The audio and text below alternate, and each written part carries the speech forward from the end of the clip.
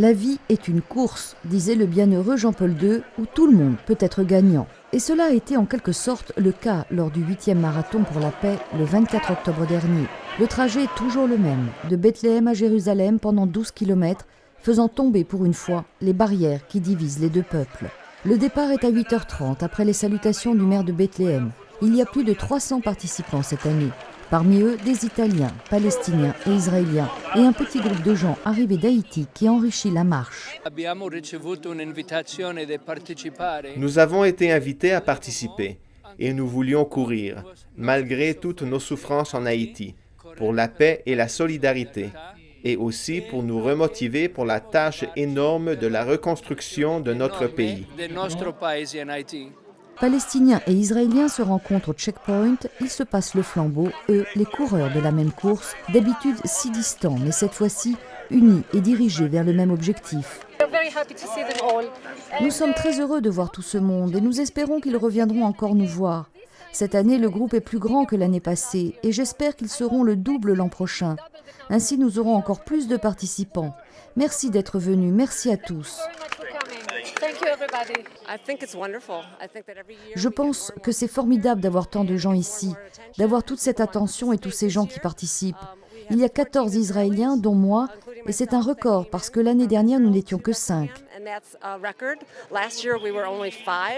L'événement s'est déroulé en collaboration avec l'Opéra Romana Pellegrinaggi et le Centre sportif italien, depuis longtemps sensible à ces questions. Monseigneur Claudio Paganini, conseiller ecclésiastique du CSI, a couru en tête de la file pour aider tout le monde à regarder vers l'avant.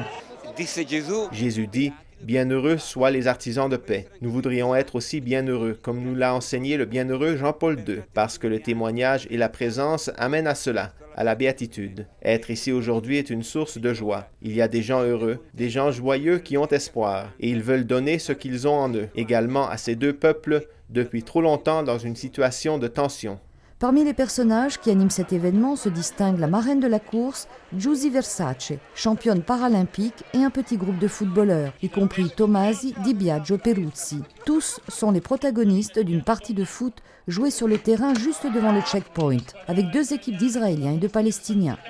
Nous y sommes, nous les Italiens, les jeunes d'Haïti, les Israéliens et les Palestiniens. C'est un marathon symbolique pour démontrer que dans le monde, on peut faire la paix et on doit faire la paix. L'objectif est d'essayer de faire un petit pas vers l'avant, afin que cette paix bénie puisse arriver. Le pas est petit et il y a encore beaucoup à faire, mais nous faisons quand même un petit quelque chose aujourd'hui. Par notre présence, nous pouvons donner un coup de main à cet événement.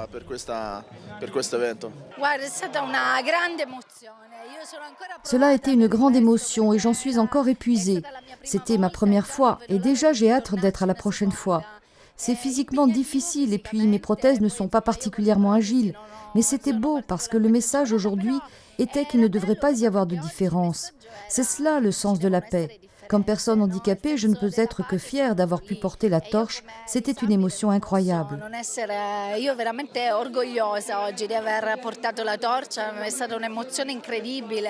La dernière étape est l'auditorium de Notre-Dame, où arrivent en fin de matinée tous les participants du marathon.